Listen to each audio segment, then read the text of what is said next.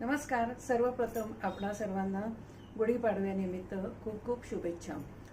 हे नवीन वर्ष सर्वांना सुख समाधानाचं, आरोग्याचं आणि भरभराटीचं जावो हीच सदिच्छा व्यक्त करून आजच्या व्हिडिओला सुरुवात करते.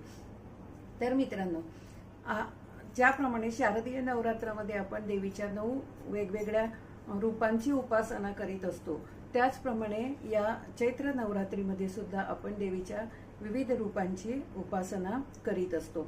आणि ही जी देवीची रूप आहे ती आपल्या हृदयामध्ये आपल्या शरीरामध्ये असणाऱ्या 7 चक्रांशी जोडली गेलेली आहेत. त्यामुळे त्यांचं विशेष असं महत्त्व आहे. तर आजचा जो प्रथम दिवस आहे, तर प्रथम दिवसाची जी देवी आहे ती आहे मा शैलपुत्री. शैल म्हणजे पर्वत.